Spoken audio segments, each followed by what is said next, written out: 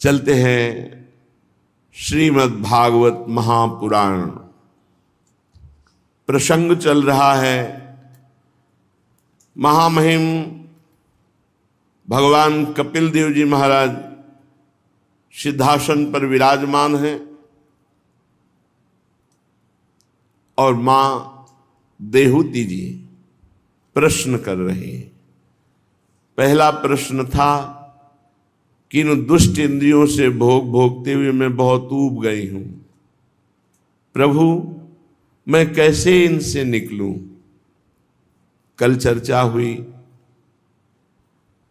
अब दूसरा प्रश्न किया माता देहूती जी ने, भगवान भक्ति का स्वरूप क्या है, मेरी जैसी अबलाओं को कैसी भक्ति का अनुष्ठान निर्वाण पद प्रदान करेगा।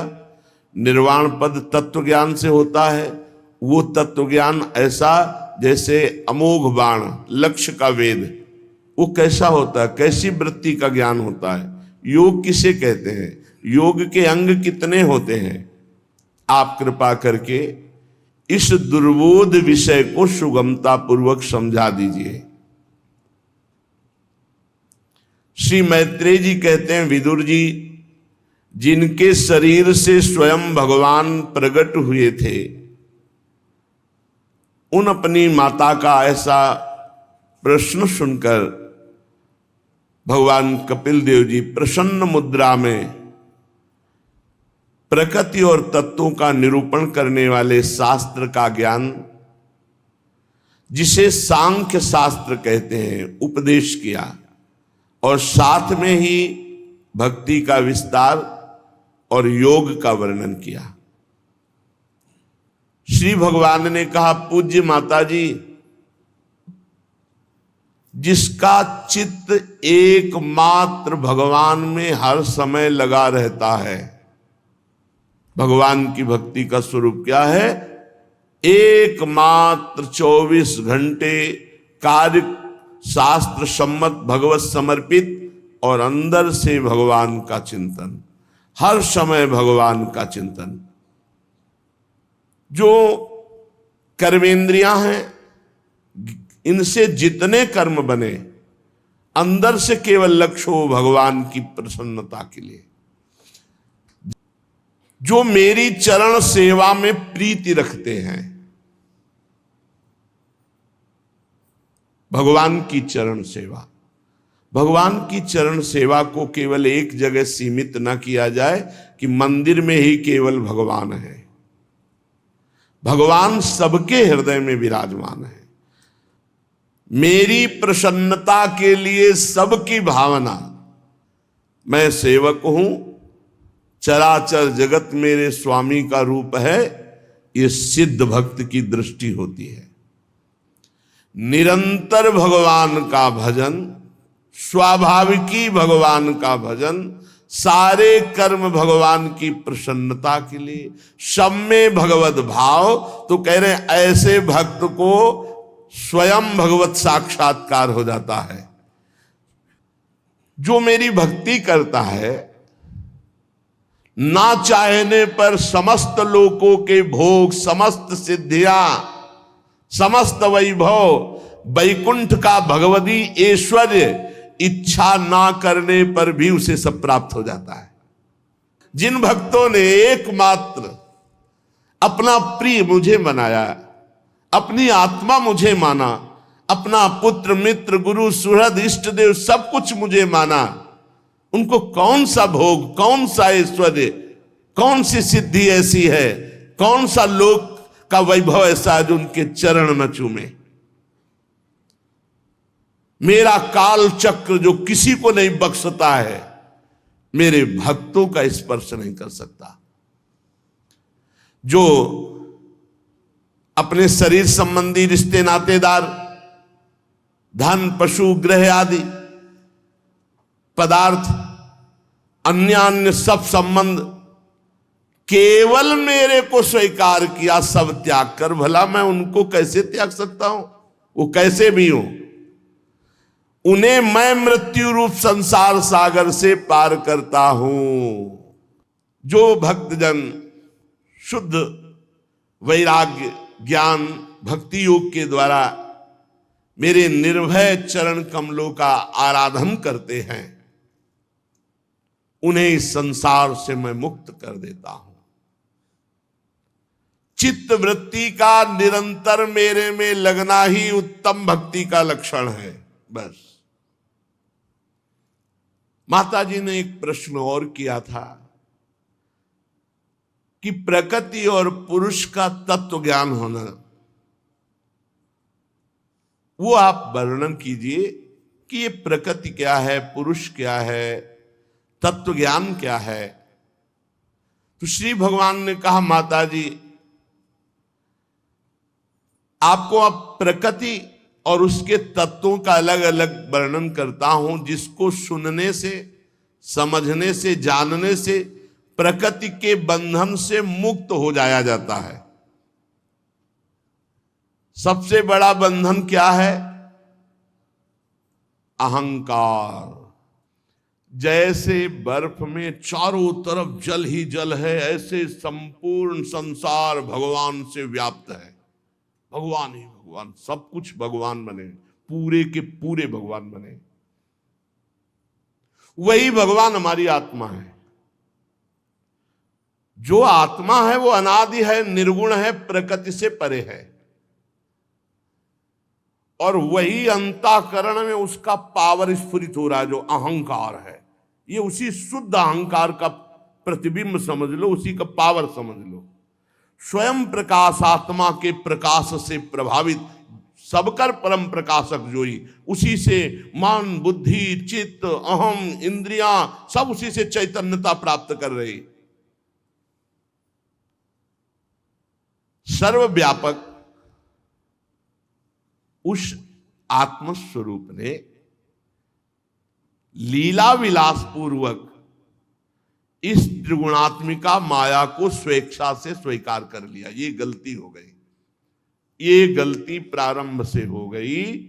इस माया को स्वीकार, ये त्रिगुणात्मिका माया तीन शरीरों को, कारण शरीर स्वभाव, सूक्ष्म शरीर अंतःकरण चतुष्टय ज्ञानेन्द्रियादि, और ये स्थूल शरीर पंचभूतों का बना हुआ, इसे स्वीकार कर लिया। यही सबसे बड़ी गलती हो गई।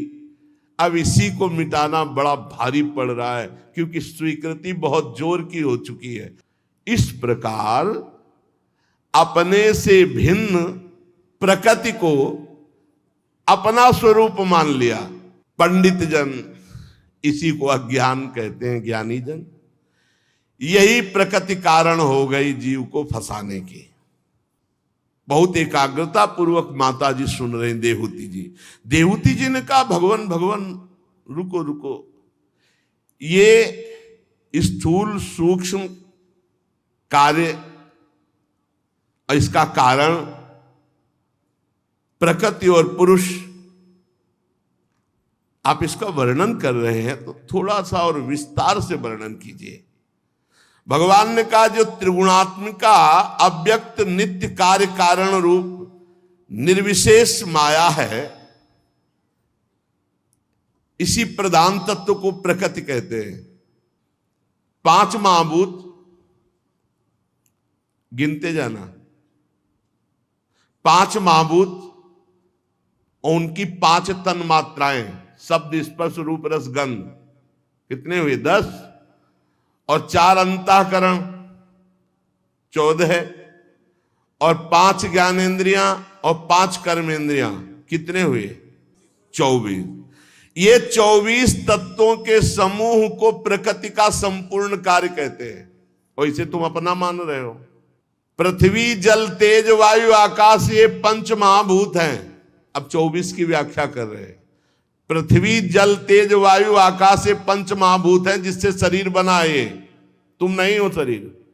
और इसके जो तन्मात्राएं हैं वो गंध, रस, रूप, स्पर्श, शब्द, इनमें फंस गए। सुनना, देखना, भोगना, सूंघना, और ये श्रोतेंद्री, त्वगेंद्री, चक्षुरेंद्री, रसनाएंद्री, नासिका इंद्री, वाक इंद्री, पाण इंद्री, पाद इंद्री, उपस्थ इंद्री, पायु इंद्री, 10 इंद्रियां। 5 ज्ञानेंद्रिया, 5 कर्मेंद्रिया, मन बुद्धि चित्त और अहंकार, अंतःकरण चतुष्टय। मन का काम संकल्प विकल्प, बुद्धि का काम निश्चय, चित्त का चिंतन करना, चिंता करना और क्रिया का स्वीकार करना, भोक्ता कर्ता भाव या अभिमान। बस इतना ही प्रपंच है, इसी में फंस गए हम। 24 तत्व ये और 25वां स्वयं जो इसको स्वीकार कर लिया। महाराज इनसे भिन्न एक तत्व है काल, जो ईश्वर की संहार कारिणी शक्ति है, जो इन 24 में फंस गया तो 25वां को भुगताने के लिए काल है, समय, वो भुगताता रहता है। ये सबको दुख सुख भुगताता है। एक भी कर्म ऐसा नहीं है जो तुम्हें दंड ना दे या जिसका फल ना हो। जो ही आप कर्म किए उसी समय चित्रगुप्त ने उसकी चित्र सहित रचना मन में कर दी। समय आने पर उसका आपको ब्याज सहित दंड मिलेगा। परम पुरुष परमात्मा ने अदृष्टवश क्षोभ को प्राप्त हुई संपूर्ण जीवों की उत्पत्ति स्थान अपनी माया में, ये चित्त शक्ति, इच्छा शक्ति, उसी से संपूर्ण ब्रह्मांड प्रकट हुआ है। माया में है, सत्य एकमात्र भगवान है। भगवान ने कहा ज्ञान और भक्ति वैराग्य से चित्र की एकाग्रता के द्वारा जब हम अपने क्षेत्रज्ञ को जान जाते हैं, आत्मस्वरूप को जान जाते हैं, तो ये सब माया में जगत खत्म हो जाता है। एकमात्र भगवान की अनुभूति होती है। जब ये अहंकार से मोहित होकर ये मानने लगता है कि मैं स्त्री हूं, मैं पुरुष हूं, मैं करता हूं, उसी समय दुख का पहाड़ टूट पड़ा। बड़ा खेल विचित्र है। इस अभिमान के कारण, देह की स्वीकृति के कारण इसको पाप लगता है, इसको पुण्य लगता है और ये अपनी स्वाभाविक शांति खो बैठता है। फिर ये उत्तम मध्यम नीच योनियों में उत्पन्न होकर जन्म संसार चक्र में घूमता है। पर यह सत्य नहीं है माता जी। न जन्म न मृत्यु, न संसार चक्र में घूमना। जैसे स्वप्न में हम नाना प्रकार के दृश्य देखते, जागने पर झूठा होता है, ऐसे शुद्ध ज्ञान हो जाए तो अभी सब झूठा है ऐसा अनुभव होने लगेगा। इसलिए बुद्धिमान मनुष्य को चाहिए कि मनुष्य देह प्राप्त करके असत मार्ग का विषय चिंतन छोड़ दे और भक्ति योग के द्वारा भगवान का भजन करे। इसी से कल्याण हो जाएगा। ये निवृत्ति दे अभिमान की कैसे होती है? जो हमारा अभिमान बैठ गया है कि मैं स्त्री हूं, मैं पुरुष हूं, मैं अंतःकरण में ममता, स्वभाव में ममता, ये कैसे हटेगा? तो बोले श्रद्धा पूर्वक बार बार चित्त को अभ्यास के द्वारा भगवान में लगाओ, बार बार एकाग्र करो, बार बार इसे प्रभु में लगाओ। जब ना लगे तब रो। प्रभु के लिए रोते हुए बहुत कम हो, अपने लिए तो इतने मोटे मोटे बढ़िया आंसू गिराते हैं कि लालच लगता है कि अगर ये प्रभु के लिए रोए तो जन्म जन्मांतर का ये जो जन्म मरण चक्र है ये मिट जाए। प्रभु के लिए रो, प्रभु मेरा मन आप में नहीं लग रहा है इसलिए कृपा करो मेरा भजन बन जाए। कभी जलन पैदा हो भजन करने के लिए, सो तो बड़ी विचित्र बात है। किसी भाग्यवान के हृदय में भगवान की भक्ति की जलन होती। पहली बात, जहां जहां मन जाए वहां से हटा करके नाम में, मंत्र में, प्रभु में लगाओ। दूसरी बात, मेरी कथा एकाग्रता पूर्वक श्रवण करने से ये देहाभिमान नष्ट होने के उपाय भगवान स्वयं बता रहे हैं। तीसरा, पहला जहां जहां मन जाए भगवान के नाम रूप में लाओ। दूसरा, एकाग्रता पूर्वक कथा सुनो। और तीसरा, समस्त प्राणियों में भगवत भाव रखने से। चौथा, कभी किसी से झगड़ा ना करने से देहाभिमान नष्ट होगा। आपको कोई गाली दे रहा है, अपमान दे रहा है, चुपचाप सुन के चल दो। भगवत मार्ग है, चल दो।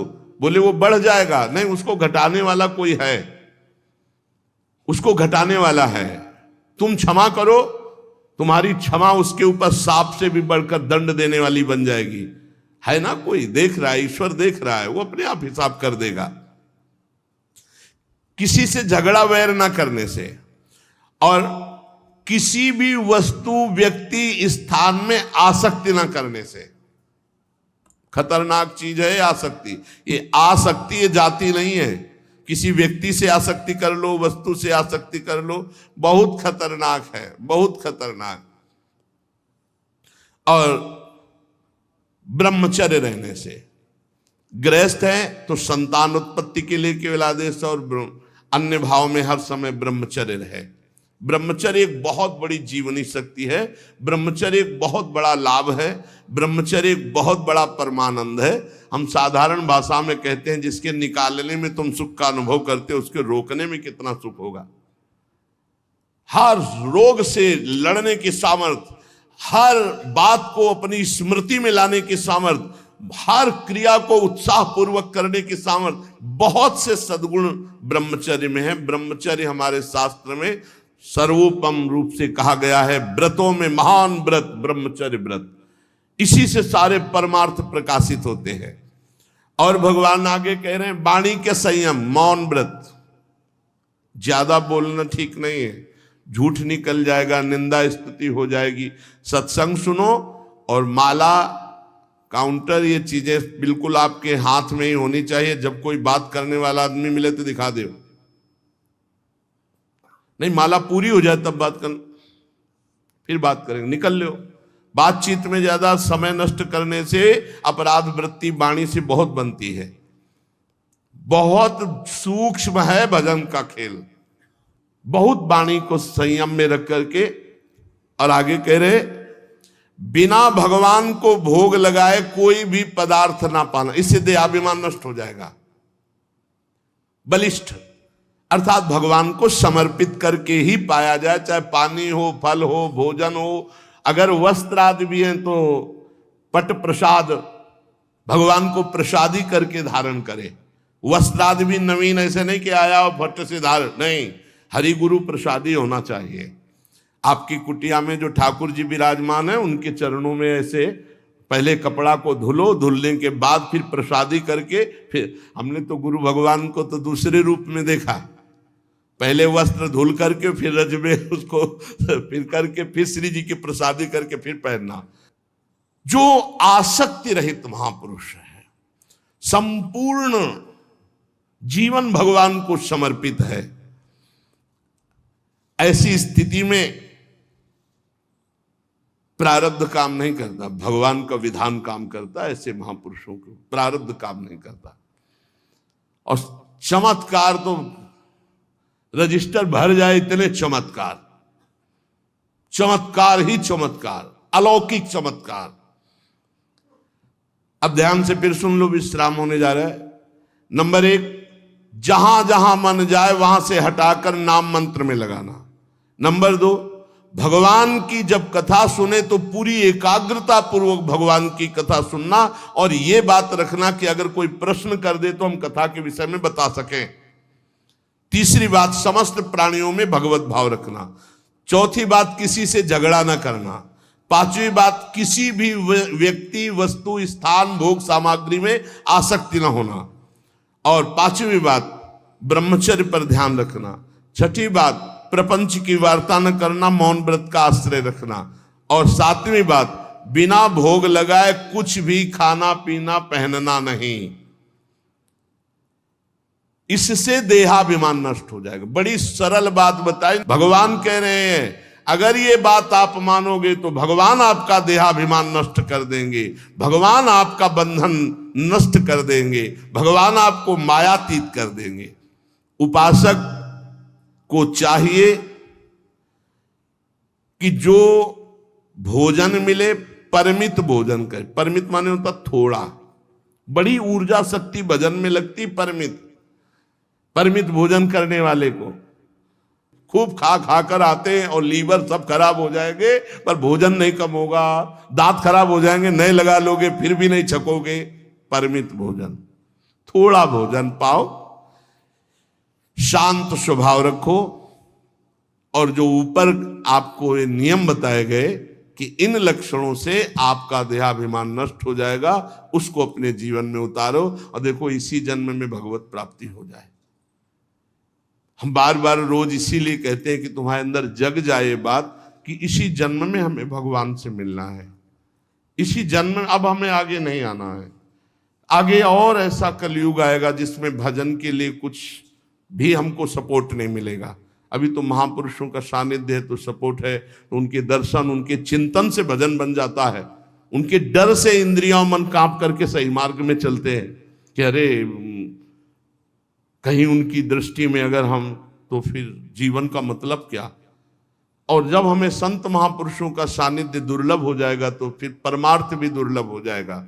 अभी अवसर है, इस जन्म में हम भगवत प्राप्ति का पूरा प्रयास करें और अंत तो भगवान की कृपा से। आपने जैसे आज प्रारंभ में सुना था कि अंत में प्रभु आकर स्वयं साक्षात्कार करके जीव का परम कल्याण कर, जीवन भर मेरे लिए प्रयत्न किया है, लो फल फिर परम पद। अभी आपने सुना कि जो भगवान की आराधना करता है अनन्य भक्ति के द्वारा, तो बिना मांगे भगवान उसे दर्शन देते हैं, संभाषण करते हैं, भगवान उसके साथ बातचीत करते हैं। ये सब लाभ हमें मिले यदि हम एकाग्रता पूर्वक जो अभी वर्णन हुआ उसका मनन करें और उस पर चलें। शेष चर्चा आगे। श्री राधा वल्लभ लाल। वीडियो में पूज्य महाराज जी ने मैत्रेयी जी और विदुर जी के बीच भक्ति की महिमा का वर्णन ऐसे किया है जैसे यह बात आपके जीवन को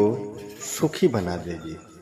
क्योंकि जो व्यक्ति हमेशा प्रभु के नाम का स्मरण करते रहता है उसको समस्त लोगों की समस्त सिद्धियां प्राप्त हो जाती हैं। जय श्री राधे कृष्ण।